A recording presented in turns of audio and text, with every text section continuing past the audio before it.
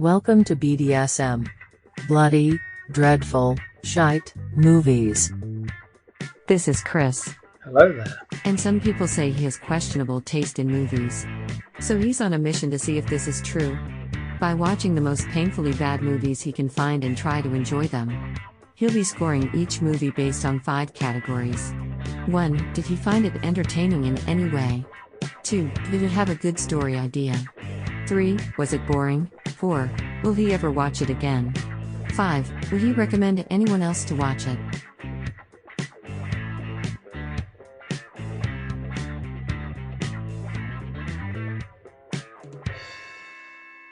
Hello, and welcome back to the BDSM Cinematic Dungeon. Don't mind the noise, I've got a group in Charizard while watching Ishtar.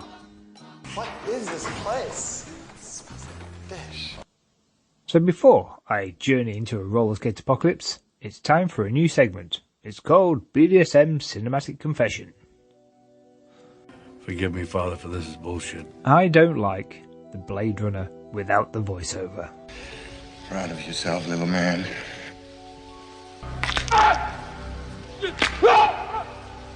It's because I'm a fan of the old detective movies and shows like Philip Marlowe, Dragnet, and Dead Men Don't Wear Plaid. And also Mickey Spillane's Mike Hammer. They all had the classic Private Eye monologue. I rented an apartment in town and immediately started giving Jimmy instructions on how to pump Neff. She took direction like a pig takes to garbage. I know Harrison Ford doesn't sound remotely interested in what he's saying, but the voiceover adds that noir feel to Blade Runner. Skin jobs. That's what Bryant called replicants. In history books, he's the kind of cop used to call black men part-time. Because I saw the theatrical cut first, when I watch any of the other cuts, I feel like something's missing. Now say 3 Hail Marys and 4 Our Fathers. If you would like to share your cinematic confessions, you can email the BDSM Dungeon at bdsmpodmovie@gmail.com and wash away your cinematic sins. For he was lost, but now he is found. Amen. Amen. Fisher-Price just reinvented the wheel. Roller skates that grow with your kids as they learn to skate. This little switch lets you set them for beginners, like Sherry, so the wheels only go forward for a steadier ride. Michael's are set for the little experts. And hooray, no buckles or laces. She's skating! Look, she's skating! Fisher-Price roller skates. It's about time. So, let's get down to the main event. So this week, I'm trying to enjoy 1986's Solarbabies, which has a rating of 4.7 on IMDb and has a budget of 25 million, which grossed a grand total of 1.5 million. So another loss. Oh, major loss. I lost my money, my car, my husband. It stars Richard Jordan, Jason Patrick, Peter DeLuise, Sarah Douglas, and Alexis Sale. The plot is... In a future, water has disappeared from the Earth, and a group of teenagers, who live at an orphanage run by the despotic rulers of the New Earth, find an orb of special power. They escape from the orphanage and try to cross the wasteland looking for a place they can live free even as the stormtroopers search for them in the orb. That makes it sound a lot like Tank Girl. And has such great reviews like this.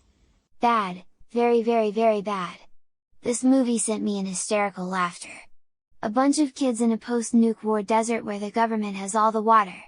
If there are no plants, where is the air coming from? Find a glowing sphere and save the world.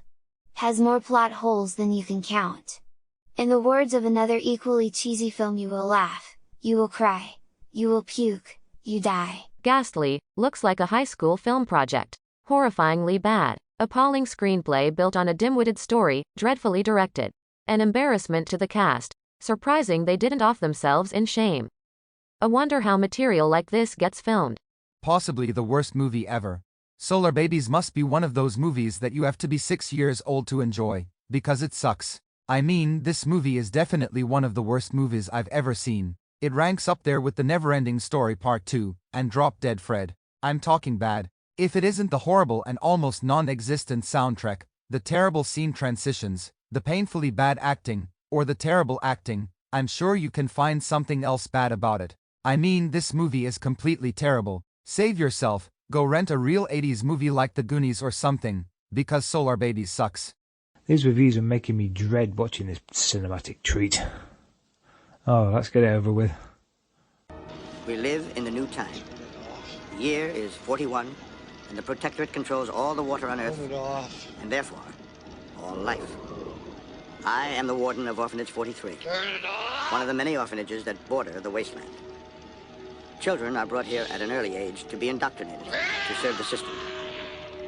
It hurts me to do what I do. But I, too, must serve the system. Sometimes in my dreams, I see the Earth as it was before, green with flowing rivers and mighty oceans. Can it ever be like that again? There is a legend, a tale told by the Chicanis, that speaks of a visitor that came from the heavens. The people called it Bodai. The legend says that it has come to Earth to free the waters once again. Is this legend true? Who knows? Holy shit. That was a badly written, coherent mess of a movie. It's a rip-off of Mad Max, especially with like Bartertown. It has essence of Rollerball. And also it may have given the writers of Tank Girl inspiration for their water and power company. The sets, the location and the props are so wasted in this film. I can imagine George Miller using them and making a brilliant Mad Max movie. Oh, right, let's judge this cinematic treat, shall we? All rise. Criminal Court Part 2 is now in session. The Honorable Harold T. Stone presiding. 1. Did I find it entertaining in any way? The main entertaining part of Solarbabies has to be the look and the post-apocalyptic feel of the whole world it's set in. It looks great. Also has some really entertainingly bad set pieces. Like they're going to jump over a bridge and they're all holding hands and spinning around in like as fast as they can go and then throwing one at a time over the bridge. I was thinking, how is the last person going to go off if you're all making like a whip thing and you're just on your own? Also, it did have some good ideas, but trapped in a bad movie. So, it gets a point. 2. Did it have a good story idea? The story is a basic mashup of every post-apocalyptic trope you could ever think of, with a pinch of E.T., but it's all set on roller skates. And it's total nonsense. So, it doesn't get a point. 3. Was it boring? It was only 90 minutes long. It sped on quite nicely. I didn't get bored. I've watched more boring movies than this, but it's a sight to behold, so it had me sort of like engaged for some bloody reason. So, it gets a point. 4. Will I ever watch it again? I think it's a film you watch once and then don't go back. So, I'm saying it doesn't get a point. 5. Would I recommend anybody else to watch it? In a word, I'd say yes. Just because it is one of those films you need to behold. You know, it's got some smart ideas, the sets are great. The idea of everybody going around on roller skates and talking to a glowing ball is a bit, it's just odd. I'm not going to go through any of the plot, really. Because I don't want to spoil it for you. But it has some moments. So, it's going to get a point for that.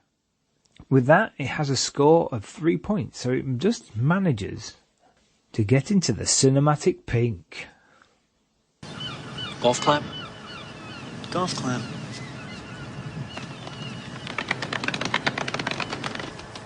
So, what shall I watch next time? I think some time travel. I like a good time travel movie. So I think I might have a revisit as well. I'm going to rewatch a film I haven't seen since I was at school. It's 1987's Time Guardian, starring Dean Stockwell and Carrie Fisher. Just hope it's as good as I remember, which I don't. Okay, with that, I'm going to see you next time. Bye-bye. If you would like to join Chris on his painful mission, then come and join the BDSM Facebook group, facebook.com/groups/BDS movies. Or you can contact the BDSM Dungeon by email bdsmpodmovie@gmail.com.